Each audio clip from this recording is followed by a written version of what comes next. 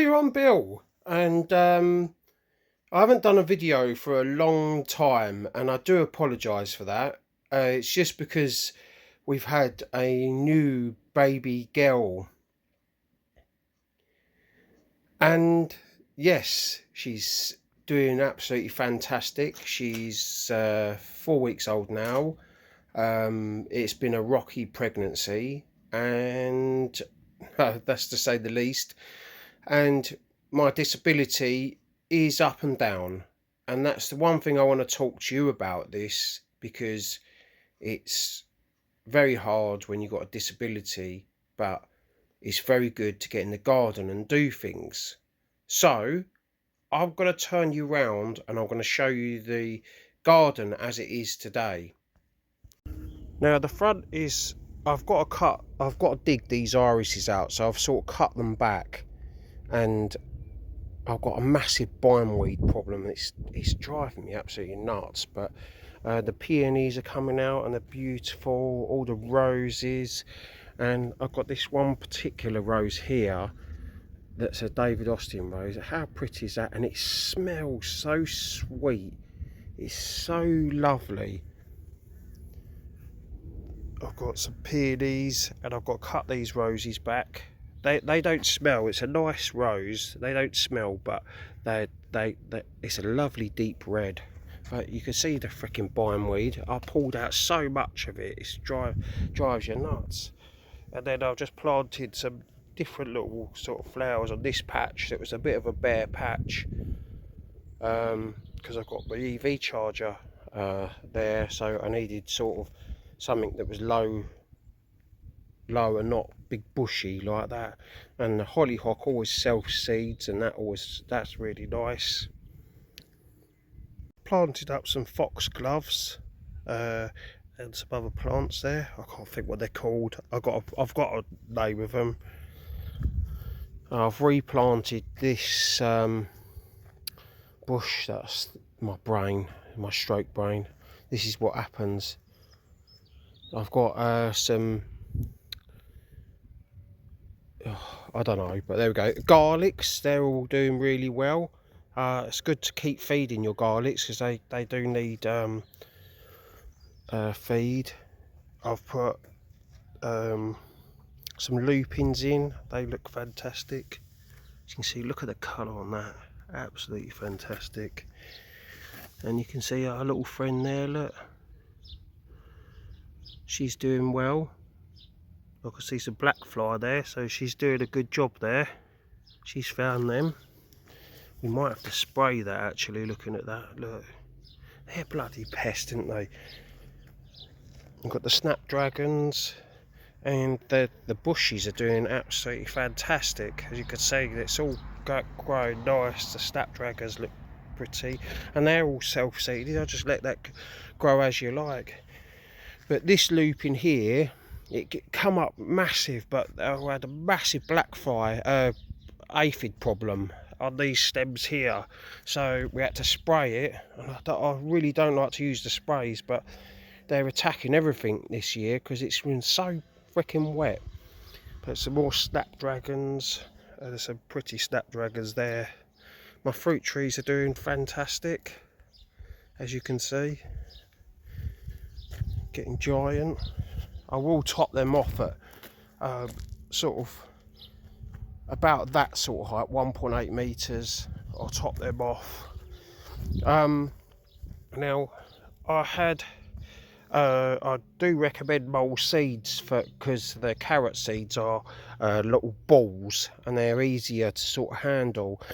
I've done like 4-5 rows, but as you can see, very sporadic germination, and I'll just put this down to the wetness of the it's just been raining. And over here I planted, no word of a lie, 150 sweet corns in here, and I think we had one pop up. That's a joke, isn't it? I've got so much couch grass, so I'm just trying to kill it off little by little without without any sort of, and I've got this creeping, don't know what that's called. I think it's whatever that is. It's a beautiful flower, but it creeps everywhere. It's a freaking nightmare. So the potatoes are doing absolutely good. Absolutely fantastic.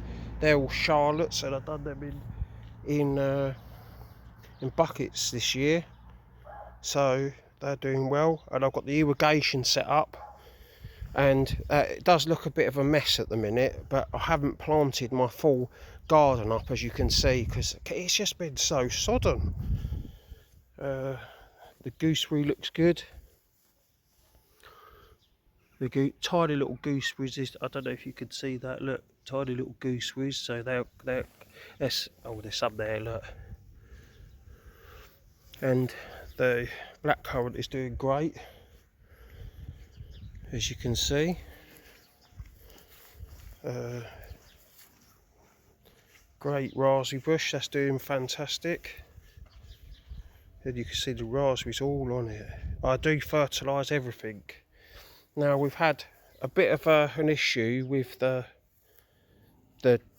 it's because of the wind.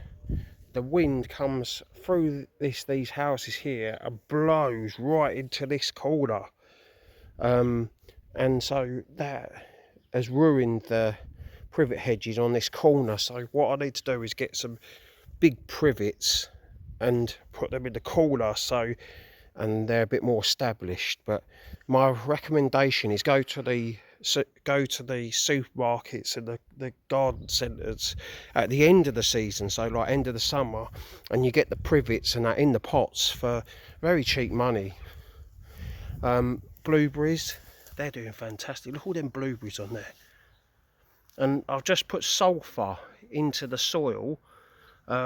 It doesn't, believe it or not, I'll put it in water and it doesn't do anything in the water, but I'm trying to acidify the soil. But they was a bit yellow at the start of the season, sort of like that colour, but they've greened all up since I put the sulphur on.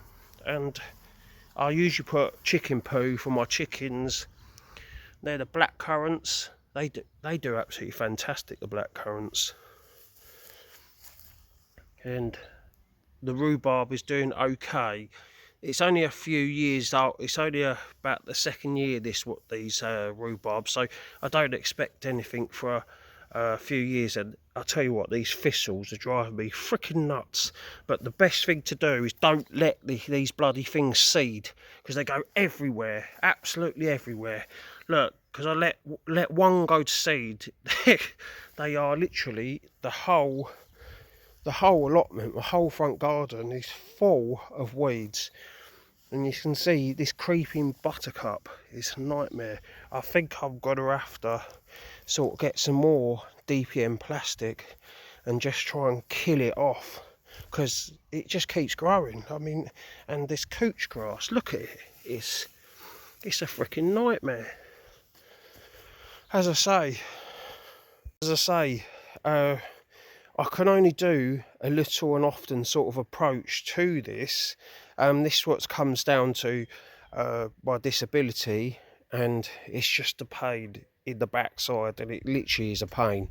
I get pains shooting all over my body, and it limits what I could do.